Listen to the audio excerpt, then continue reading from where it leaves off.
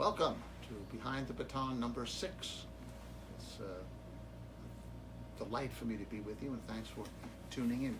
Today I'm going to deal with a number of subjects, but I thought I would first deal with a current events subject that, of course, is very contentious in our music world, and that's the awarding of the Pulitzer Prize to a hip-hop artist, Kendrick Lamar.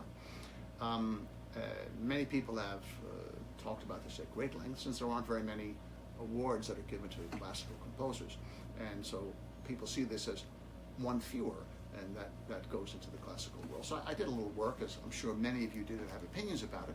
And of course, Pulitzer was a newspaper man. That's what he did. He published newspapers, magazines, and he set up the award basically for acknowledging great newspaper writing. There are 21 categories in the Pulitzer Prize. Most of them are for writing in newspapers. There's 4 categories in photography, still photography, because again, it's for newspapers basically. There's some other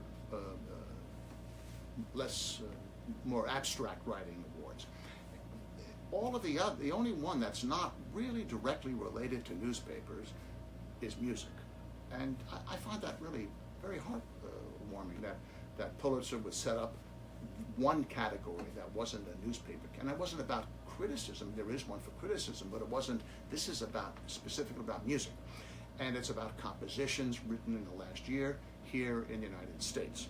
So Kendrick Lamar fits into this. He wrote this piece, this hip-hop piece, and the jury awarded him the Pulitzer Prize. I have personally no problem with that whatsoever, but I do think that it's unfortunate that there aren't more than one category for music. Maybe there should be 3 categories or 4 categories, or certainly at least 2. One, let's say, for orchestral music, chamber music, solo works with orchestras, and one more experimental music or popular forms like hip-hop or jazz or rap or whatever.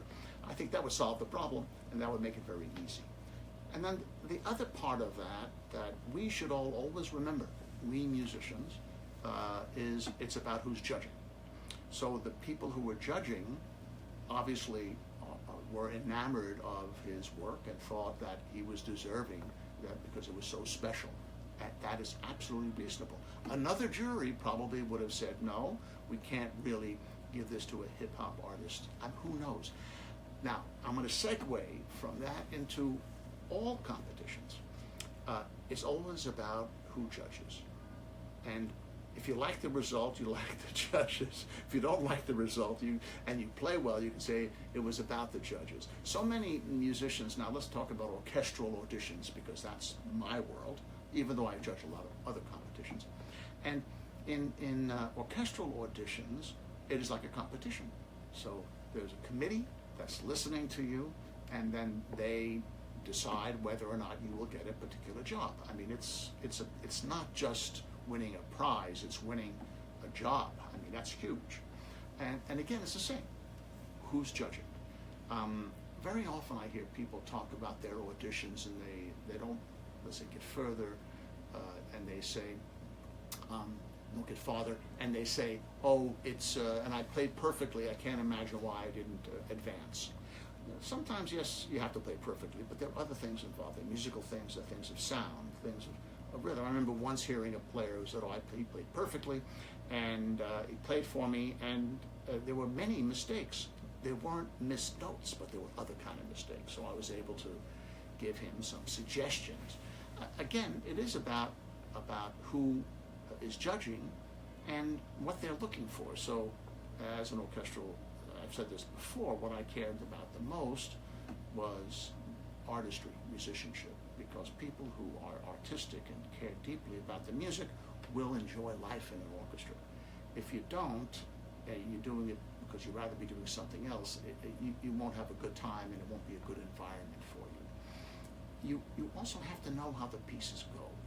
This is a big issue these days, because so many young musicians are what we call audition players. They practice these little bits, these little excerpts, and from that, they think they can get a job without actually knowing how their little bits fit into the score. So my advice to everyone is to immerse yourself in music. I've said this before, and will again, I'm sure. If you're a viola player and you should know the Brahms symphonies. You should know how they go. You should be curious about those pieces. And it's not only Brahms, it's Beethoven, and it's Mozart, and it's Mahler, and it's Strauss. And yes, it's new music. Now, in terms of new music, exposure is a little different than having it under your fingertips, because at auditions, basically, you don't get new music. I mean, you may get The Rite of Spring. Hardly can we call that new music these days. Anyway, so that's the idea. So know the pieces, go to concerts. I see so many musicians now not going to concerts, and there's so much to learn. When I go to a concert, I always learn something. And maybe it's not what you should do, maybe it's what you shouldn't do, but you observe everything. I observe. I mean, so you going to an orchestral concert, and so are the lights dim on the stage, or are they bright? The musicians come out in advance, or they're already seated warming up? Are they warming up with quiet little noodles, or are they playing excerpts loudly? I mean, you know, everything is something for us to think about. You know, as a conductor, does the conductor walk out fast or slow? Does he or she smile, frown, shakes hands, doesn't shake, shakes hands with the associate? I mean, it's just all these questions. Giving bows. Nowadays, the big thing is giving bows. When I was in the New York Philharmonic, Bernstein would give a bow, usually, sometimes two. That's it. We did the Mahler Fifth Symphony on tour. Solo horn, Germanaro got a bow, and I got a bow, and that was it. Nowadays, it's like a little bit of a circus. Now, I know it's lovely and it's fun, and you want to be appreciated. I'm not sure it's good, but you have to. You go, you observe. Does it work? Doesn't it work? How does it feel? And all of these things are really interesting for me. So what I'm going to do now is I'm going to deal with. I'll deal with, since we're talking about auditions, I'm going to deal a little bit with nerves, because people get nervous.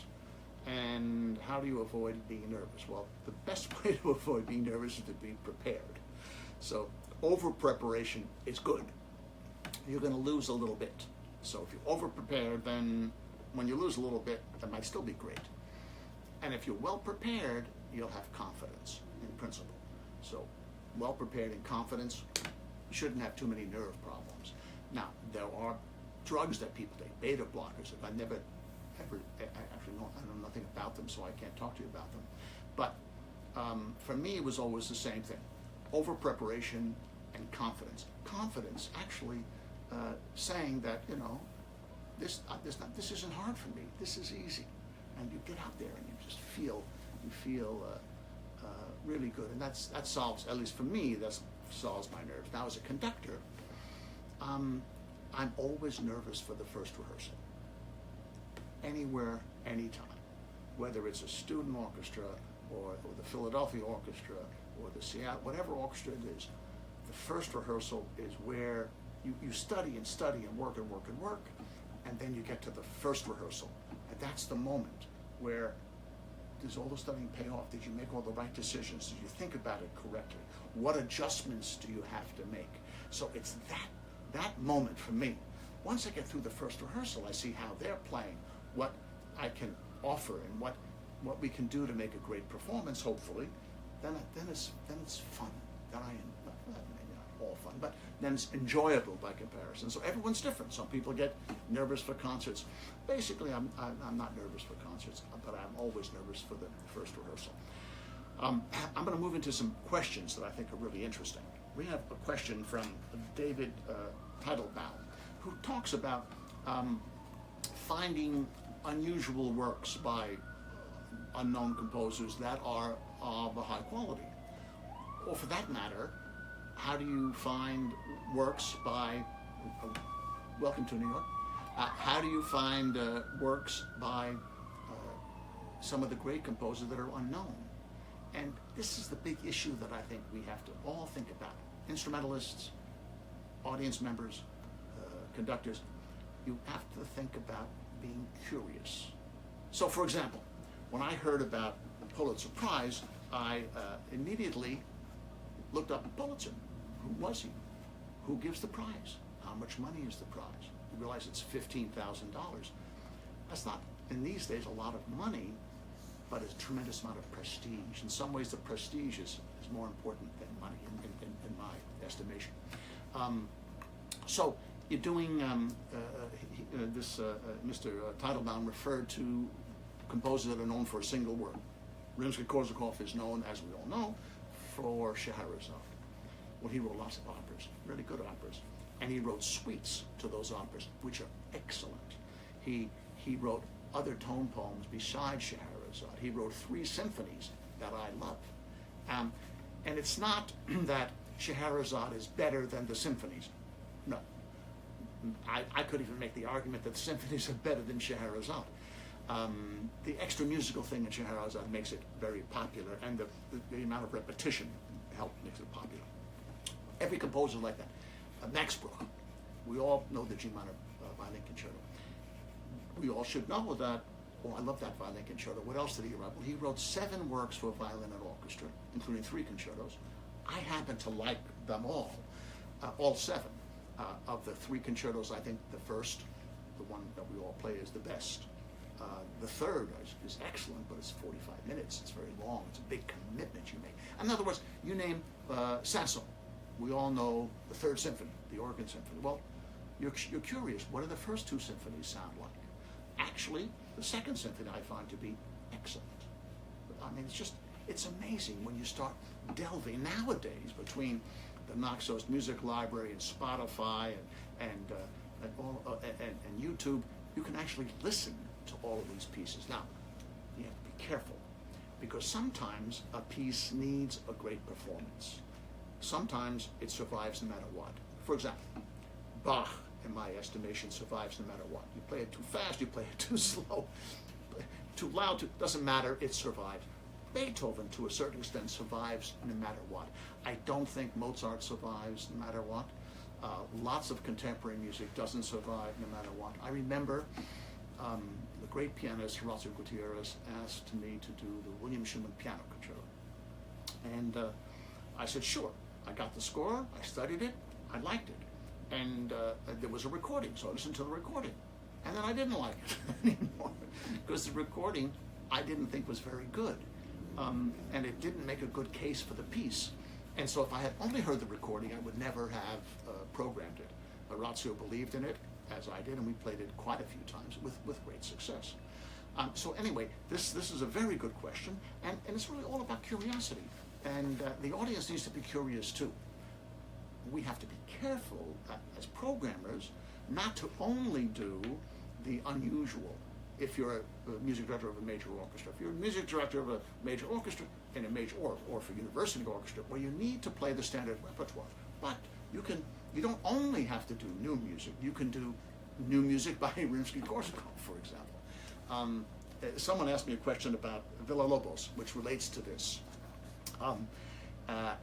He bought a 6-disc set of all the works of Villa-Lobos, and he's so what is he up to? What do you think? Well, I happen to like Villa-Lobos, but I think Villa-Lobos wrote, I apologize for those that are really aficionados of Villa-Lobos, I think he wrote a lot of mediocre music. So what we have to do, if you like Villa-Lobos' language, which I do, you pick the pieces that really resonate with you, and you do those. Because he's written so much, it's very hard, because it's a lot of effort. I mean, another composer like that is Martinu. Martinu, I think, was a great composer. I love his 6 symphonies. But he also wrote a huge amount of music, and some of them are not quite as good as the 6 symphonies. But how often do you hear those? I've done the 3rd and the 4th in recent years, including the 3rd with the Czech Philharmonic. I mean, it's just, and he wrote them, by the way, living in New York, and they were premiered by the Boston Symphony. I mean, wow, you know, he was a New Yorker for those years after the war, during and after the Second World War, and yet we kind of ignore him. This is an ongoing saga of mine to think about all the repertoire that we don't play. There was a question here that I find interesting. How do you jump from being primarily an academic conductor, in other words, conductor in the academy, at a university or so, and make a jump into the professional world. For that matter, how do you make a jump from the professional world into an academic position? And that's an easy answer. You audition. It's that simple. If you're the music director of the Oklahoma City Symphony and there's an opening in Boise, Idaho, you audition. If you get it, well, you made the jump.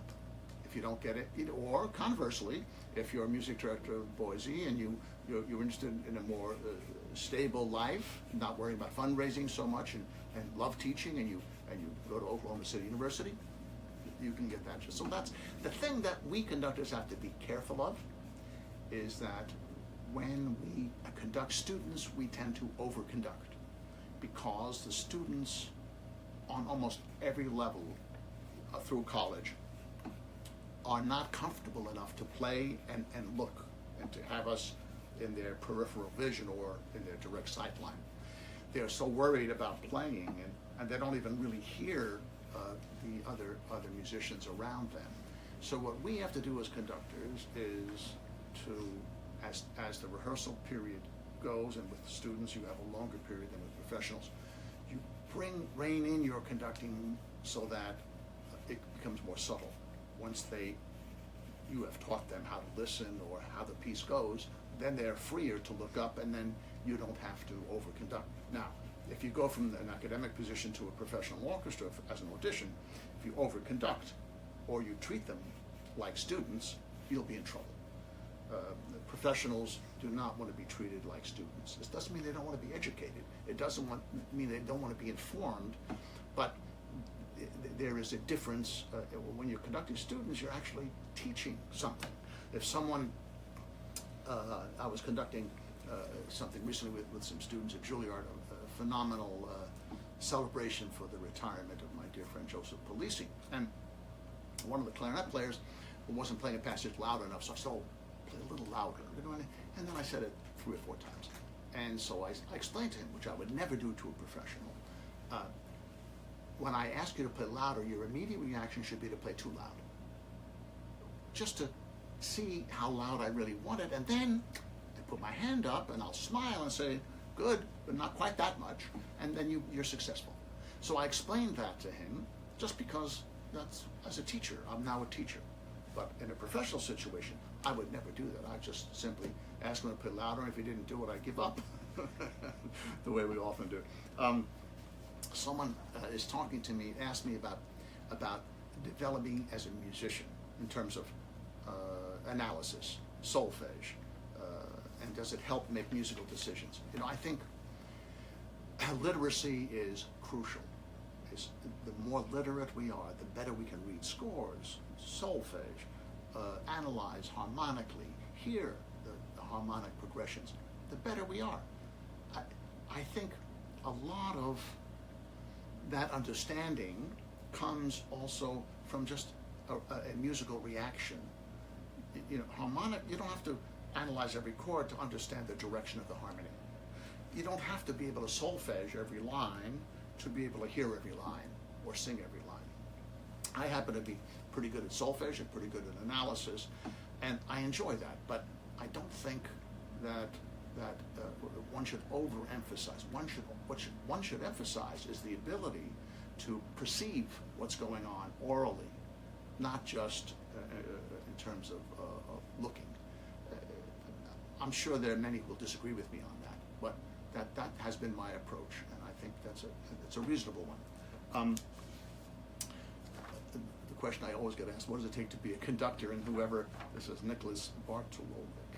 He said, education, experience, yes. Education, experience,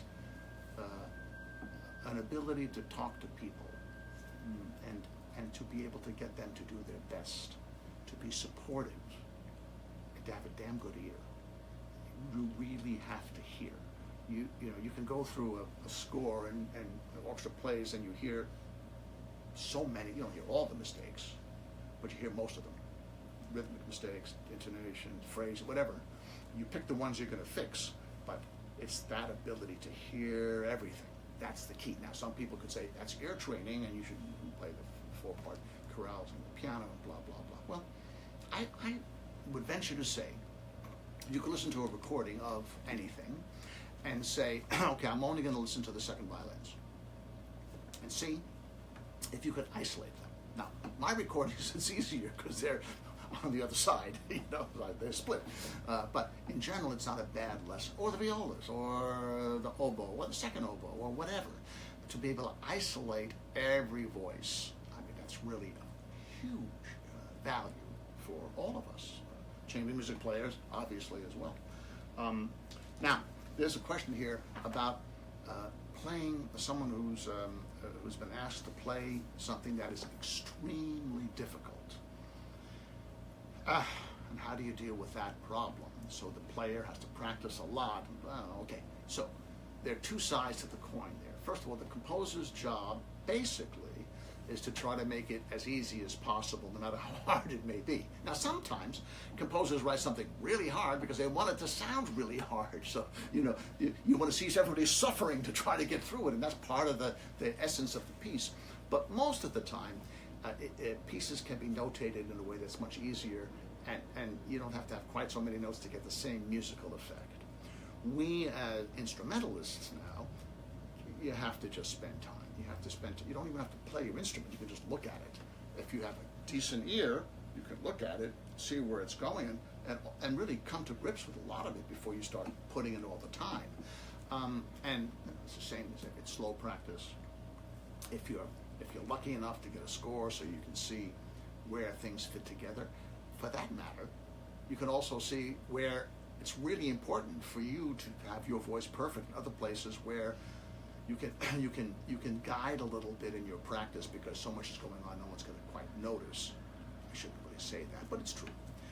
So it's sometimes when you're professional, sometimes in the orchestra you have weeks go by where you don't have to prepare at all. In a sense, you're playing Beethoven or Brahms or Mozart or Haydn, and in terms of knowing the pieces, you know how it goes. You play the parts. That's not an issue. On the other hand, you're doing some difficult work of John Adams or something, you have to really practice. I remember once doing the Chamber Symphony, I didn't conduct it, of John Adams in Seattle, and the players were complaining because they had to practice so much, and they were really upset. And they met with me, and they said, what are we going to do about this? I said, well, last week we did an all Beethoven program. How much did you practice last week? A little obnoxious. But the idea was, in a big orchestra, you do have opportunities. Some weeks you have to practice a lot, so if you're smart enough, the John Adams Chamber Symphony is coming up, and 3 weeks before you're doing Beethoven, Brahms, and Mozart, you practice it then, because that's your chance. Let's see. Everybody always wants to know how do you study a score. I've talked about this before. Basically, put the score on the table and you look at it, and you start to notice things. Listen to recordings. There's nothing wrong with listening to recordings, but don't listen to them to have them be your interpretive idea.